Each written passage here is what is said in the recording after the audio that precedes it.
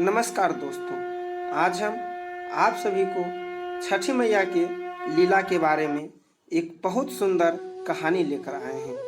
हम आशा करते हैं कि यह कहानी आप सभी को बहुत अच्छी लगेगी। अगर ये कहानी आप सबको पसंद आए तो हमारे वीडियो को लाइक अवश्य कीजिएगा तथा चैनल को सब्सक्राइब जरूर कीजिएगा। तो चलिए हम कहानी को शुरू करते हैं। बहुत समय पहले की बात है। एक बूढ़ी अम्मा थी। उनकी एक बेटा और एक बहू थी। बूढ़ी अम्मा छठी मैया की परम भक्त थी और हर साल पूरी श्रद्धा से छठी मैया की व्रत करती थी। परंतु बहू नई विचारों वाली थी। वह पूजा पाठ में विश्वास नहीं करती थी। एक बार की बात है, बूढ़ी अम्मा छठ पर्व करने की तैयारी कर रही थी। यह देखकर वह बूढ़ी अम्मा पर हंसने लगी और बोली, अम्मा, दुनिया कहाँ से कहाँ चली गई।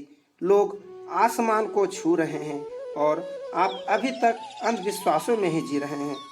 पढ़ी लिखी बहुओं को बूढ़ी अम्मा पर कोई असर नहीं हुआ।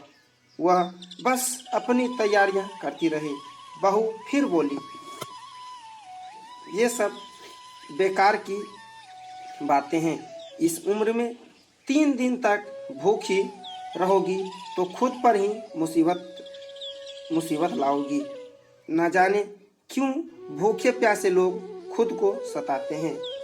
नई बहू की बातें सुनकर बूढ़ी अम्मा मुस्कुराई और बोली, बहू, शादी के बाद मेरे संतान नहीं हो रही थी, तब मैंने इन्हीं छठी मैया के व्रत को किया।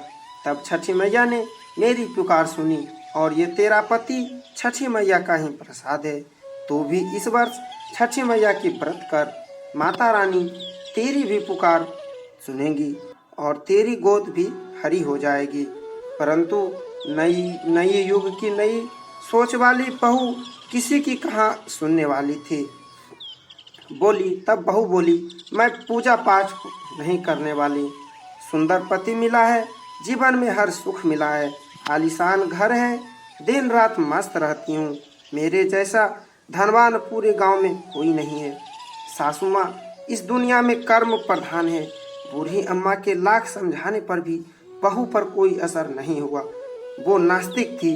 इतने में बूढ़ी अम्मा का बेटा वहाँ आया और बोला, ठीक है, तुम्हें अगर पूजा पाठ नहीं करनी हो तो मत करो, किंतु मेरी माँ से झगड़ो मत और जाकर तैयार हो जाओ। छठ माता की घाट पर जाने का समय हो गया है।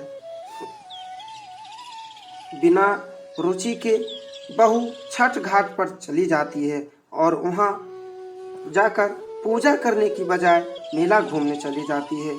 कुछ देर बाद उसका पति उसे वहाँ ना पाकर ढूंढने लगता है। तो वह हलवाई के पास स्वादिष्ट पकवानों का मजा लेते नजर आई। पति उससे कहता है, अरे तुम यहाँ तक आई हो, कुछ देर माँ के साथ बैठो। तब बहू बोली, ना जी, मैं पूजा पाठ में बैठने वाली नहीं, मैं तो मेला घूमूंगी, आप ही करो ये पूजा पाठ। यह बातें सुनकर पति वहाँ से चला जाता है और स्नान करने को जैसे ही वह तालाब में डुबकी लगाता है, डुबकी लगाते ही वह डूब जाता है और जोर जोर से चिल्लाने लगता है, लेकिन किसी को भी उसकी आवाज़ नहीं आती। लेकिन जैसे ही बूढ़ी अम्मा को यह बात पता चला कि उसका बेटा डूब गया, वह जोर जोर से रोने लग गई और छठी मैया से बोली, माँ, मुझसे तेरी भक्ति में कौन सी कमी रह गई, सो तूने मेरी गोद सूनी कर दी। बोलो माँ, हम तो घाट पर तुम्हारी पूजा करने आए थे, तुमने तो हमारी दुनिया ही उजाड़ दी। माँ, यदि मुझसे कोई जाने अनजाने में कोई भूल हुई हो तो उसकी सजा मेरे बेटों को मत दो। ऐसा कहकर बूढ़ी अम्मा जोर जोर से रोने लगी। उधर मेले में शोर मचा कि घाट पर एक आदमी डूब गया है। यह सुनकर बहू दौड़ी दौड़ी आती है और देखती है उसकी सास रो रही है और उसका पति डूब गया है। तो उसे सदमा लगा। इस बात को सुनकर बहू को बहुत सदमा लग जाता है।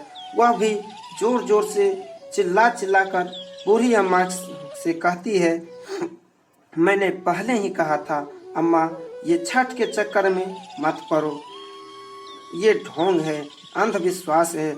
और देखो, आज मेरी पति मुझसे दूर चला गया। ये घटना देखकर सभी लोग छठी माता को पुकारते हैं, हे माँ, इस बुढ़िया की पुकार को सुन लो। छठी मैया तो हैं ही दयालु।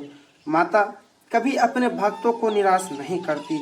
इधर पुत्र वियोग में बूढ़ी अम्मा जैसे ही नदी में जान देने के लिए कूदने लगती है, तभी नदी में से एक लहर उठती है और उसी लहर में से बूढ़ी अम्मा का बेटा बाहर आ जाता है।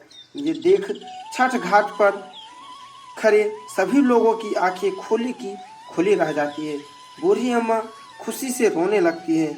बहू भी खुशी के मारे जोर जोर से रोने लगती है।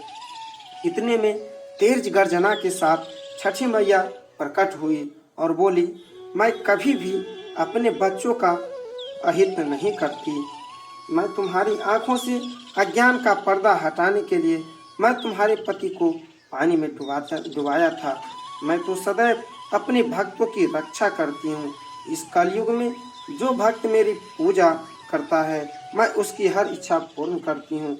यह कहकर छठी मैया अंतर ध्यान हो गई और छठ घाट पर से सभी लोग खुशी खुशी अपने घर की ओर लौट गए। जय छठी मैया।